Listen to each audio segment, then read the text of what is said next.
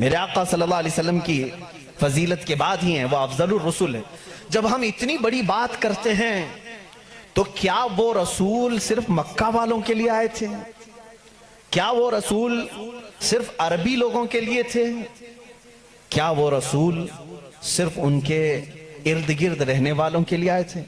نہیں میرے عزیزوں، قرآن کہتا ہے وَمَا أَرْسَلْنَاكَ إِلَّا كَافَّةً لِلنَّاسِ بَشِيرًا وَنَذِيرًا، اے رسول ہم نے سارے انسانوں کے لیے آپ کو بشیر و نذیر بنا کر بھیجا ہے، سارے انسانوں کے لیے، چاہے وہ امریکہ کا رہنے والا ہو، یوکے کا ہو، افریقہ کا ہو، کسی بھی جگہ کا ہو، کسی بھی جگہ کا ہو، انسان اگر ہے تو اس انسان کی طرف میرا نبی رسول بن کر آیا ہے۔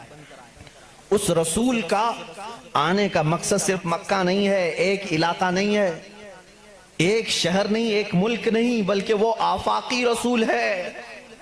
اس سے پہلے جتنے بھی رسول آئے ان کو ان کی قوم کا رسول بنا کر بھیجا گیا تھا۔ وَمَا أَرْسَلْنَا مِن رَسُولٍ إِلَّا بِلِسَانِ قَوْمِهِ، اللہ فرماتا ہے ہم نے جس رسول کو بھی بھیجا ہے ان کو اپنی قوم کی زبان کے ساتھ بھیجا، اور ایک خاندان کے لیے بھیجا، یا کبھی ایسا ہوا کہ ایک ملک کے لیے بھیجا، ایک گاؤں کے لیے بھیجا، لیکن رسول کریم صلی اللہ تعالیٰ علیہ وسلم کی آمد پوری کائنات کے لیے، پوری کائنات کے لیے۔ اب اس میں ایکسپشن کچھ بھی نہیں ہے، کائنات میں آدم علیہ السلام بھی آئے اور ان کے بعد جتنے نبی آئے وہ بھی شامل ہوئے، اور قیامت تک پیدا ہونے والے جتنے انسان ہیں وہ سب شامل ہوئے، سب اس کائنات میں آئے۔ اب کائنات میں صرف انسانوں کے لیے ہی وہ رسول نہیں آئے، بلکہ ملائکہ کی جتنی لمبی فہرست ہے ان کے لیے بھی وہ رسول ہے، اور پھر اللہ رب العزت کے جتنی مخلوقات ہیں ان سب کے لیے بھی وہ رسول ہے۔ ایک ذات ہے اتنی تکمیل پائی ہوئی، اتنی کامل کہ اس کی تعریف بیان کرتے کرتے زبانیں سوکھ جائیں گی۔ میں اگر رسول کریم صلی اللہ تعالیٰ علیہ وسلم کی رسالت کس کس کے لیے ہے یہ ٹاپک لے کر چلوں شاید پتہ نہیں کتنے سالوں لگ جائیں۔ وہ تو پرندوں کے لیے بھی رسول ہیں، جانوروں کے لیے بھی رسول ہیں۔ پرندوں کے لیے کیسے رسول ہیں ایک الگ ٹاپک ہے، وہ جانوروں کے لیے کیسے رسول ہیں وہ الگ ٹاپک ہے، وہ جنات کے رسول ہیں ان میں کیا تبلیغ کریں گے ان کے لیے الگ رسول ہیں، الگ ایک ٹاپک ہے۔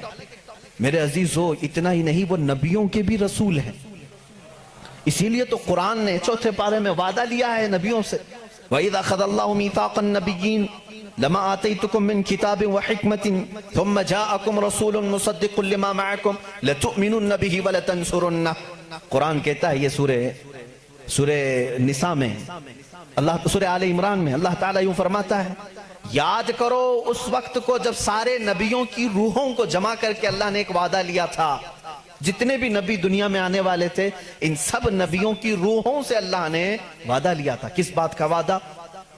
اللہ تعالیٰ ان سب سے وعدہ لیتا ہے کہ میرا ایک آخری رسول آئے گا، اگر وہ تمہارے زمانے میں آ جائے تو تم سب کے سب اس پر ایمان لاؤ گے اور اس کی مدد کرو گے۔ لَتُؤْمِنُنَّ بِهِ وَلَتَنْصُرُنَّهُ، تم ضرور اس کی مدد کرو گے اور اس پر ایمان لاؤ گے، پھر کسی اور کی شریعت اس کے ہوتے ہوئے نہیں رہے گی۔ وہ رسول آ جائیں تو پھر ساری شریعتیں ختم ہوں گی، صرف شریعت مصطفیٰ چلے گی۔ اسی لیے تو ایک بار حضرت عمر فاروق رضی اللہ تعالیٰ عنہ تورات پڑھ رہے تھے حضور کے سامنے، حضرت ابو بکر بھی بیٹھے تھے رضی اللہ تعالیٰ عنہما، تو حضور صلی اللہ تعالیٰ علیہ وسلم کا چہرے کا رنگ بدل رہا تھا، ناراضگی کے آثار نظر آ رہے تھے، حضرت عمر دیکھ ہی نہیں رہے تھے، وہ پڑھے جا رہے تھے۔ تورات کس کی کتاب ہے؟ موسیٰ علیہ السلام پر اتری ہے، مقدس کتاب ہے۔ حضور اکرم صلی اللہ تعالیٰ علیہ وسلم کے اس جلال کے اثر کو صدیق اکبر رضی اللہ تعالیٰ عنہ نے بھانپ لیا۔ حضرت عمر کو انہوں نے زور سے کہا اے عمر دیکھتے نہیں رسول کریم صلی اللہ تعالیٰ علیہ وسلم کی ناراضگی کو؟ حضرت عمر نے کتاب بند کر دی، کہا یا رسول اللہ صلی اللہ علیہ وسلم اس کتاب کی تصدیق تو ہمارا قرآن بھی کرتا ہے کہ تورات آئی تھی، جگہ جگہ قرآن میں تورات کا ذکر ہے، یہ موسیٰ علیہ السلام پر اتری تھی اور اللہ کی کتاب ہے، وہی تو میں پڑھ رہا تھا۔ رسول پاک صلی اللہ تعالیٰ علیہ وسلم نے فرمایا اے عمر جس پر یہ کتاب اتری وہ کون ہے؟ موسیٰ علیہ السلام۔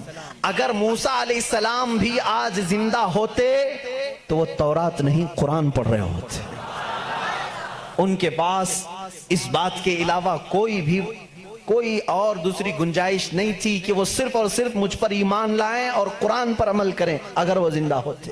اس کا مطلب یہ ہوا کہ یہ رسول انبیاء اکرام اور رسولوں کا بھی رسول ہے۔